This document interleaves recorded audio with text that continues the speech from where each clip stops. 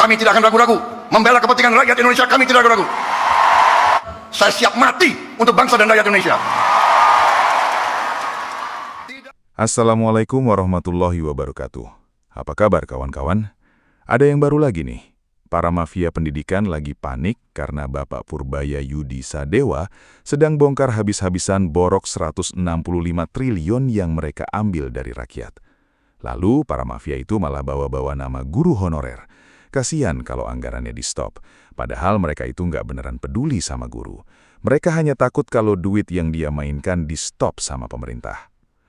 Langsung saja kita simak penjelasannya. Tapi sebelum kita bedah gimana cara tikus-tikus ini ngerampok masa depan kita, gue pengen kita bikin barisan di sini. Video ini bukan cuma soal informasi, tapi soal perlawanan. Mafia-mafia itu punya uang tak terbatas buat beli hukum dan nyebar fitnah ke pejabat yang beneran bersih dan tulus kerja buat kita.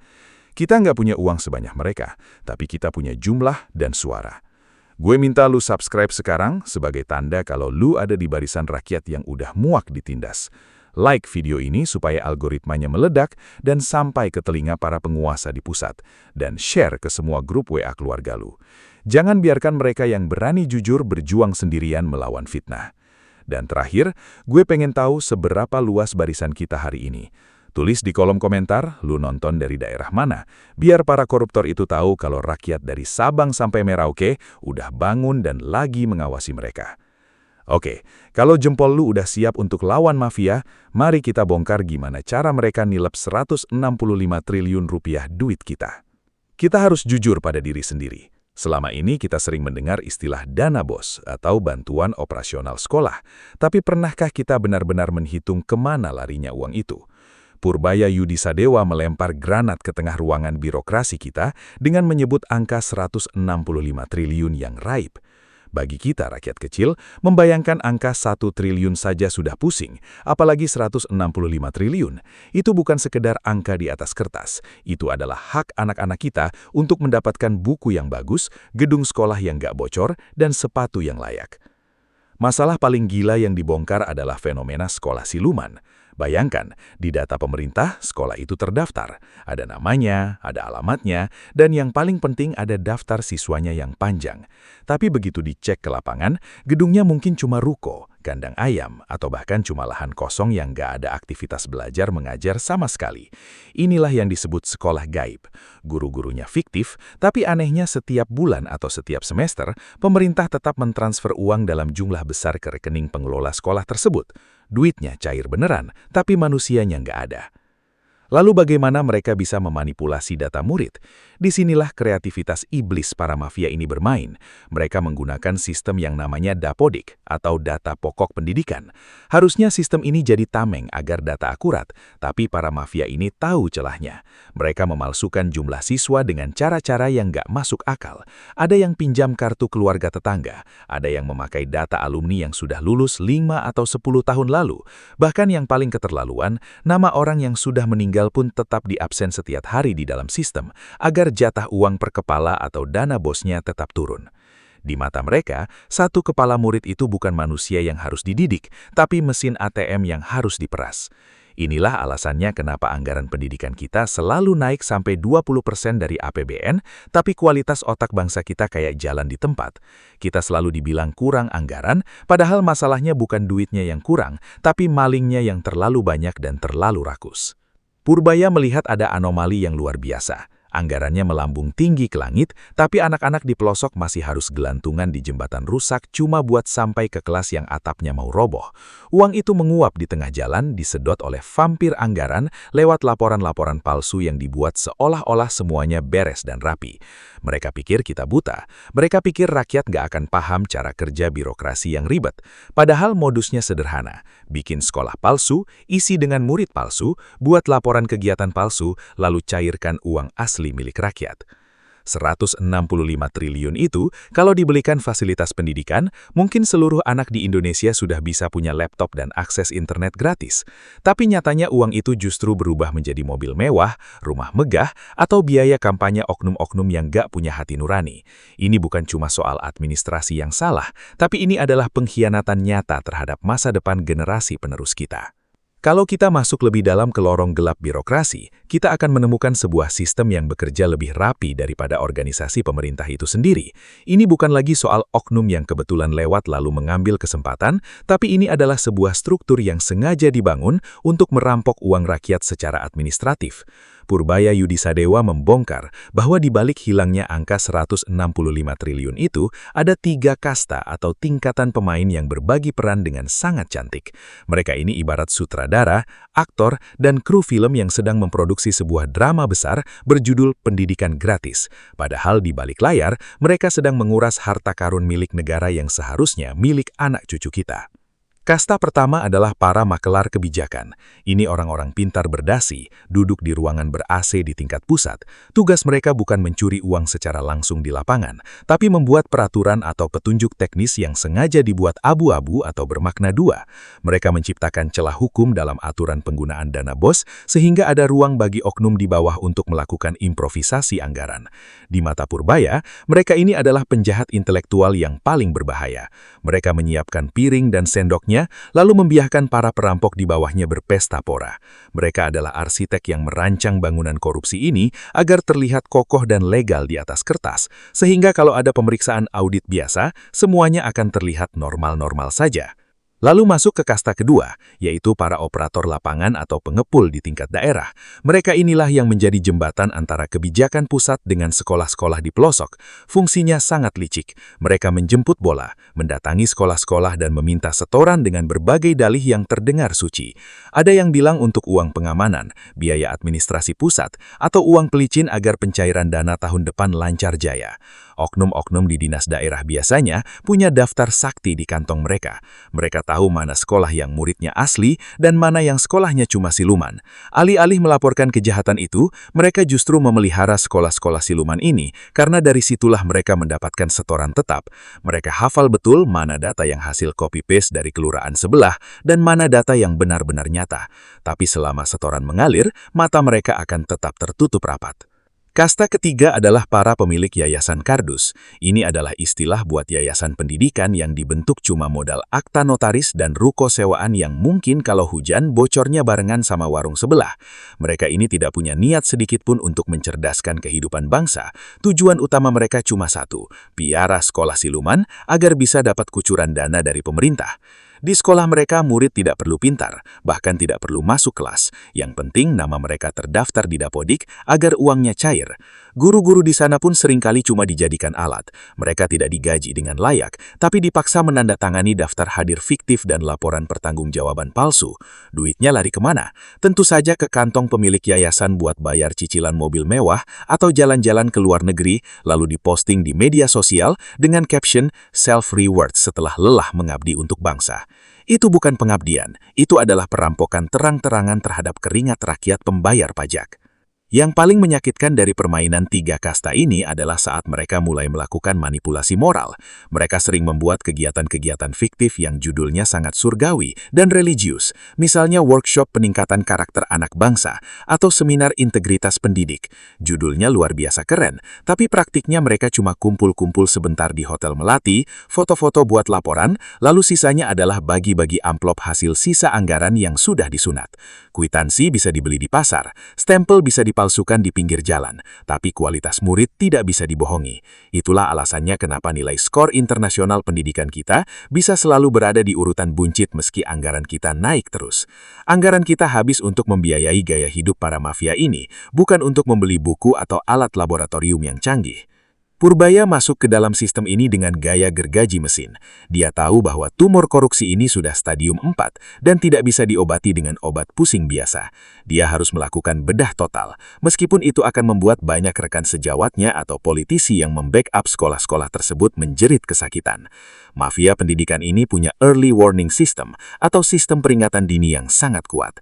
Begitu mereka dengar akan ada audit dari pusat, tiba-tiba sekolah yang tadinya sepi langsung mendadak ramai. Mereka meminjam murid dari sekolah sebelah, menyuruh anak-anak itu duduk di kelas dengan baju seragam seadanya, dan memberi mereka nasi kotak hanya untuk pura-pura belajar sehari selama tim auditor datang. Ini adalah komedi yang sangat pahit, sebuah teater kebohongan yang dipentaskan di atas penderitaan rakyat kecil. Inilah alasannya mengapa Purbaya sangat menekankan pentingnya digitalisasi yang transparan, bukan sekedar proyek digitalisasi yang hanya menghabiskan anggaran. Dia ingin menciptakan sebuah sistem di mana setiap orang tua murid, setiap warga di kampung bisa mengakses data lewat ponsel mereka sendiri.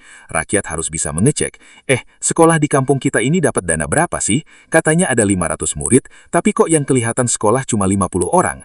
Selama ini, mafia berjaya karena mereka main di ruang gelap yang tidak terjangkau mata publik.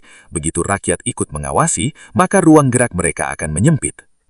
Oke guys, kembali lagi pada saya pemilik channel Bincang Negara, tempat di mana suara kita untuk berkomentar atau beropini di channel ini. Dan saya pemilik channel Bincang Negara yang akan melanjutkan pembahasan video yang sudah kita tonton tadi. Ya udah, tanpa berlama-lama, mari kita lanjut pembahasannya. Mereka selama ini merasa aman karena berpikir rakyat itu bodoh dan tidak mengerti angka-angka statistik. Tapi mereka lupa, rakyat mungkin tidak mengerti teori ekonomi yang rumit. Tapi rakyat tahu rasanya lapar dan rakyat tahu rasanya dikhianati saat melihat oknum pejabat pamer kemewahan sementara sekolah anak-anak mereka hancur lebur. Kita tidak boleh lupa bahwa 165 triliun itu adalah angka yang bisa mengubah wajah Indonesia dalam sekejap jika digunakan dengan benar. Angka itu bisa menggaji guru honorer dengan sangat layak sehingga mereka tidak perlu lagi ngojek sampai tengah malam. Angka itu bisa membangun ribuan laboratorium komputer di pelosok Papua dan Kalimantan sehingga anak-anak kita tidak gotek lagi. Setelah kita membongkar bagaimana struktur mafia ini bekerja, sekarang kita harus bersiap melihat sisi yang lebih gelap. Serangan balik. Jangan pernah berpikir bahwa para mafia yang sudah kenyang makan uang rakyat selama puluhan tahun akan menyerah begitu saja saat piring nasi mereka digeser. Begitu Bapak Purbaya Yudisadewa mulai menyalakan lampu senter ke wajah-wajah para hantu anggaran ini, mereka langsung berubah menjadi aktor watak yang sangat lihai. Strategi mereka sangat klasik dan mudah ditebak. Kalau data tidak bisa dilawan, maka lawanlah dengan drama. Inilah yang sedang terjadi sekarang, di mana muncul narasi-narasi yang mencoba memutarbalikkan fakta seolah-olah langkah bersih-bersih ini adalah sebuah kejahatan terhadap dunia pendidikan itu sendiri. Salah satu jurus andalan para mafia ini adalah jualan air mata palsu. Mereka mulai menggunakan nasib guru honorer sebagai tameng hidup. Tiba-tiba saja mereka bicara soal kemanusiaan, soal perut para guru di pelosok, dan soal keberlangsungan sekolah swasta kecil. Mereka menebar ketakutan dengan bilang kalau Bapak Purbaya Yudisadewa memutus aliran dana dan melakukan audit ketat. Nanti guru-guru honorer makan apa? Sekolah swasta bakal tutup semua. Ini adalah bentuk manipulasi moral yang sangat busuk sekali. Padahal selama puluhan tahun ini justru merekalah yang memotong jatah guru honorer. Merekalah yang membiarkan guru-guru kita hidup di bawah garis kemiskinan. Sementara mereka sendiri pamer jam tangan mewah dan mobil terbaru hasil setoran sekolah-sekolah siluman. Guru cuma dijadikan remah-remah di dalam laporan, sementara mereka mengambil daging wagyunya. Tidak berhenti di situ, serangan balik ini juga masuk ke ranah digital melalui perang hoaks. Para koruptor ini memiliki modal yang besar untuk menggerakkan pasukan anonim di media sosial. Mereka menyebarkan berita bohong bahwa pemerintah akan menghapus dana BOS secara total atau akan menutup paksa semua sekolah swasta. Tujuannya jelas, mereka ingin rakyat, terutama para orang tua murid dan guru, menjadi panik dan berbalik membenci pejabat yang sedang berusaha membenahi sistem. Mereka ingin menciptakan kesan bahwa Purbaya adalah musuh bersama, padahal sebenarnya Bapak Purbaya Yudi Sadewa sedang menjaga uang pajak kita agar tidak terus-menerus masuk ke lubang hitam korupsi mereka. Saking paniknya, mereka sampai merasa perlu menciptakan dunia alternatif di mana kebenaran diputarbalikan menjadi fitnah. Namun, Bapak Purbaya Yudi Sadewa bukanlah orang baru di dunia perbankan dan pengawasan keuangan. Sebagai mantan bos lembaga penjamin simpanan atau LPS, dia sudah terbiasa melihat angka-angka jumbo yang raib secara misterius. Hidungnya sudah sangat sensitif terhadap bau busuk kredit fiktif maupun murid fiktif. Dia tidak ambil pusing dengan gosip atau fitnah receh karena dia memegang data.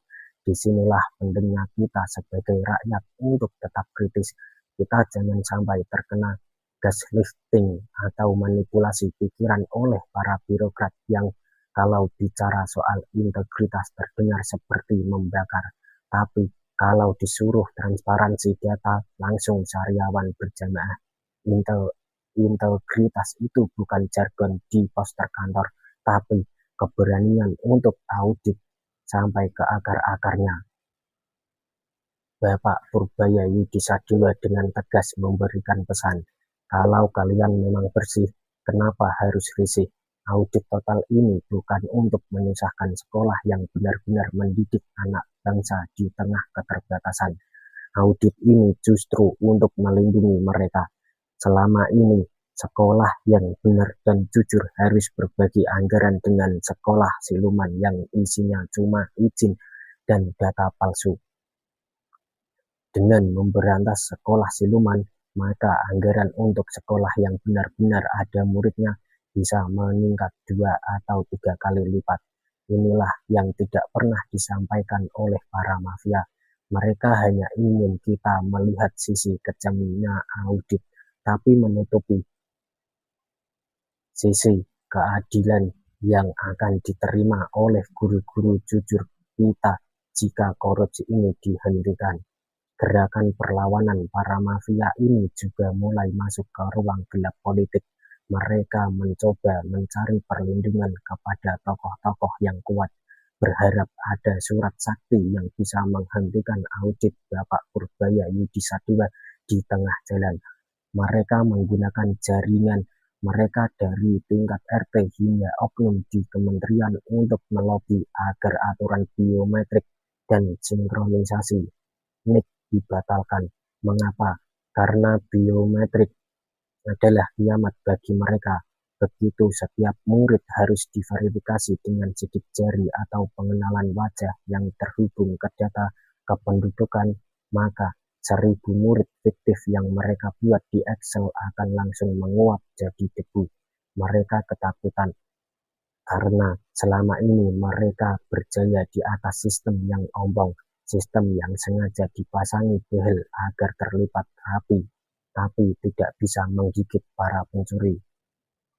Bapak Purbaya Yudi Sadewa sedang menjalankan misi bedah total yang sangat beresiko. Dia berdiri di depan sebagai tameng bagi anggaran pendidikan kita. Di belakangnya, para mafia sedang mengasah belati fitnah, menunggu waktu yang tepat untuk menjatuhkan lewat isu-isu personal maupun politik.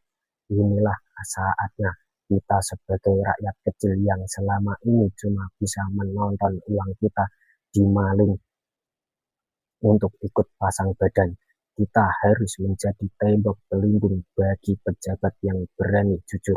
Kita harus bersuara di media sosial, di lingkungan kita, dan di mana saja untuk memastikan bahwa drama air mata palsu para koruptor ini tidak laku lagi di mata publik. Mohon maaf, saya izin sebentar dulu ya teman-teman. Saya izin minum air putih dulu, karena tenggorokan saya terasa kering sekali, mengakibatkan suara saya tidak jelas atau bengong.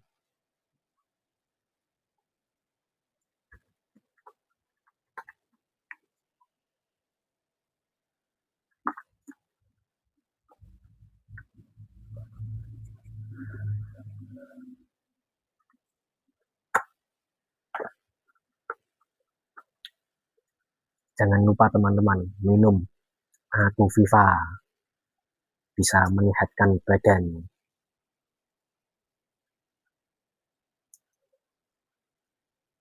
Ya udah teman-teman, mari kita lanjut pembahasannya.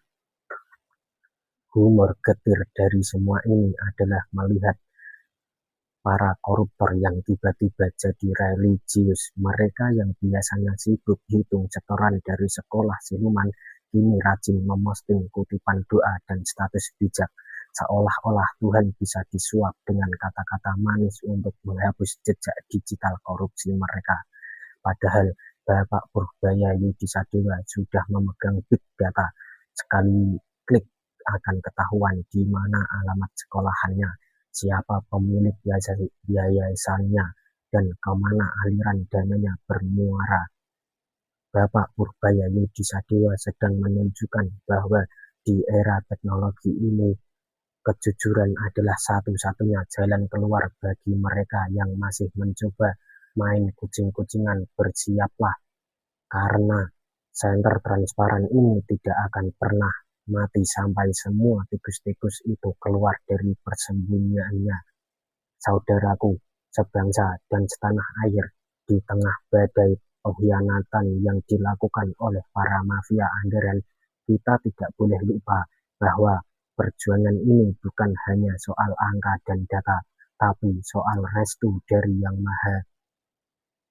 Mari kita sejenak menundukkan kepala, mengetuk pintu langit dengan doa yang tulus untuk para pemimpin dan pejuang yang sedang berdiri di garis depan demi masa depan anak cucu kita.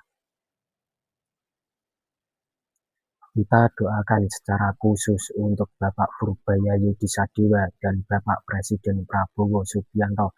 Semoga Allah Subhanahu wa Ta'ala, Tuhan yang Maha Esa, senantiasa memberikan mereka kesehatan yang paripurna, kekuatan fisik yang tak tergoyahkan, dan perlindungan dari segala bentuk mara bahaya. Kita tahu jalan yang mereka tempuh sangatlah terjal. Mereka sedang mencoba membongkar sarang penyamun yang sudah berkelak selama puluhan tahun. Di setiap langkah mereka pasti ada ribuan pasang mata mafia yang menatap dengan penuh kebencian. Ada ribuan mulut yang sedang menyiapkan fitnah-fitnah dan narasi yang sangat jahat. Oleh karena itu, kita mohonkan agar hati mereka dikuatkan, pikiran mereka dijernihkan, dan keberanian mereka tidak pernah surut sedikit pun. Semoga mereka selalu dikelilingi oleh orang-orang yang tulus dan jujur, bukan oleh para penjilat yang hanya mencari selamat. Dukungan penuh juga kita alirkan untuk seluruh pejabat di kementerian, dinas-dinas, hingga guru-guru di pelosok yang tetap memilih untuk menjaga tangan mereka tetap bersih meskipun di depan mata ada godaan uang haram yang menggiurkan. Menjadi orang jujur di tengah kerumunan perampok itu sangat sulit. Rasanya seperti memegang bara api. Tapi ketahuilah, rakyat berdiri di belakang kalian. Kalian tidak sendirian. Setiap tetes keringat yang kalian tulus mendidik anak bangsa tanpa nilai uang negara adalah ibadah yang akan menjadi saksi di akhirat kelak nanti. Kita butuh lebih banyak orang seperti kalian untuk menjadi pagar pelindung bagi bangsa ini. Namun di sisi lain, kita tidak bisa menutup mata dari kenyataan pahit tentang keberadaan para tikus berdasi yang masih asik berpesta pora. Kepada kalian, para pejabat yang hobinya memelihara sekolah siluman, dan para mafia pendidikan yang tega menelan uang bangku sekolah, izinkan kami memberikan sedikit hadiah berupa sindiran halus yang mungkin bisa menyentuh sisa-sisa nurani kalian jika memang masih ada di hati kalian. Sungguh luar biasa dedikasi kalian dalam membangun dinasti di atas debu. Kalian adalah aktor-aktor berbakat yang layak mendapatkan penghargaan paling prestisius. Bagaimana tidak? Kalian mampu membuat laporan yang begitu indah, begitu rapi, bahkan lebih fiktif dan imajinatif daripada novel-novel fantasi dunia. Kalian sanggup menghadirkan ribuan murid dan sekejap di atas kertas, meskipun di dunia nyata yang kalian urus hanyalah ruko yang dihuni sarang laba-laba. Hebat sekali kalian bisa membuat Maya tetap bersekolah, dan alumni yang sudah punya anak pun masih terdaftar aktif demi selembar 2 lembar rupiah dana BOS atau BOS. Pernahkah kalian berpikir saat kalian sedang asik menikmati hidangan mewah di hotel berbintang dari hasil sunat anggaran, ada anak-anak di pelosok negeri yang harus mempertaruhkan nyawa menyeberangi sungai dengan jembatan yang nyaris putus? Saat kalian memamerkan mobil baru hasil slave reward karena lelah memanipulasi data, ada guru honorer yang menangis diam-diam karena harus berhutang ke sana kemari hanya untuk membeli susu anaknya. Kalian menyebut diri kalian pengabdi bangsa, tapi kelakuan kalian lebih mirip dengan tengkulak yang memperdagangkan masa depan generasi penerus. Mungkin kalian merasa hebat karena punya jaringan yang sangat kuat, punya backingan politik, dan punya uang yang tak terbatas untuk membungkam mulut-mulut yang kritis. Kalian merasa aman di balik meja-meja birokrasi yang penuh tumpukan SPC palsu. Tapi ingatlah, harta yang kalian kumpulkan dari keringat anak-anak miskin itu tidak akan pernah membawa keberkahan. Kalian membangun istana di atas penderitaan orang lain, dan sejarah sudah membuktikan bahwa istana yang dibangun dari pasir pengkhianatan akan runtuh pada waktunya. Sekarang senter transparansi sudah dinyalakan. Kalian yang biasanya nyaman bermain di ruang gelap birokrasi mungkin merasa gerah. Bukan? Kalian mulai rajin memosting kata-kata religius, kutipan doa, dan foto-foto kegiatan sosial, seolah-olah semua itu bisa menghapus jejak digital korupsi yang kalian lakukan. Sungguh ironis melihat tangan yang kemarin mendatangani anggaran fiktif hari ini menengadah seolah-olah paling suci. Jangan salah sangka, rakyat tidak boleh bodoh. Kami bisa membedakan mana emas dan mana loyang yang hanya dipoles bakal tebal. Kami doakan juga agar kalian segera diberikan hidayah untuk sadar bahwa jabatan itu amanah, bukan ladang bisnis pribadi. Hidayah untuk mengerti bahwa setiap rupiah yang kalian curi adalah satu langkah mundur bagi bangsa ini untuk menjadi bangsa yang sangat besar sekali. Namun, jika hidayah itu tetap tidak bisa menembus kerasnya hati kalian, maka kami serahkan kalian pada hukum alam dan hukum Tuhan. Biarlah pengadilan rakyat dan audit yang transparan menjadi kiamat bagi kenyamanan kalian selama ini. Kepada Bapak Prabowo Subianto dan Bapak Menteri Purbaya Yudisadewa, teruslah maju, jangan goyah oleh fitnah yang mereka tabrakan. Rakyat sudah bangun dari tidurnya. Kami tidak akan lagi membiarkan para pejuang kejujuran berjalan sendirian di lorong gelap. Kami adalah barisan rakyat yang akan menjadi saksi bahwa pelindung bagi setiap langkah bersih-bersih ini. Kita ingin Indonesia emas 2045, bukan Indonesia cemas karena dikuasai oleh para mafia pendidikan yang mentalnya lebih rendah dari yang mereka curi. Mari kita terus satukan barisan, kawal terus setiap rupiah dana pendidikan, dan pastikan tidak ada lagi hantu-hantu yang memakan hak anak-anak kita. Semoga doa-doa kita diijabah dan Indonesia segera bersih dari segala bentuk penindasan berbaju birokrasi. Amin, amin ya robbal alamin. Minum dulu ya teman-teman. Jangan lupa minum Aku Viva lagi.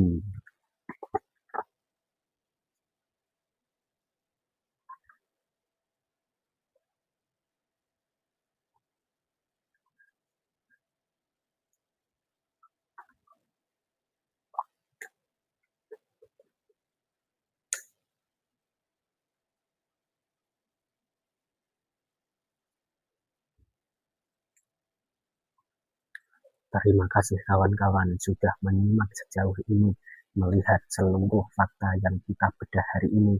Jujur saja, perasaan saya campur aduk antara marah, sedih, dan gemas. Sebagai rakyat kecil, kita seringkali dimintai untuk memaklumi fasilitas sekolah yang apa adanya, buku pelajaran yang harus ganti tiap tahun, hingga biaya pendidikan yang makin mencekik leher. Alasannya klasik, yang selalu kita dengar adalah anggarannya terbatas. Tapi hari ini kita semua ditampar oleh kenyataan pahit. Anggarannya ada, jumlahnya sangat besar, mencapai 165 triliun, tapi nyatanya habis dimakan oleh hantu-hantu birokrasi yang enggak punya hati nurani. Menurut keyakinan saya, fenomena sekolah siluman ini adalah puncak gunung es dari kebobrokan mentalitas pengelola anggaran kita. Bagaimana mungkin di era serba digital ini sebuah institusi pendidikan bisa fiktif, tapi uangnya cair beneran? Ini bukan cuma soal kelemahan sistem, tapi soal niat jahat yang terstruktur. Para mafia ini sengaja membiarkan sistem kita ombong supaya mereka bisa terus berpesta di atas kebodohan yang sengaja dipelihara.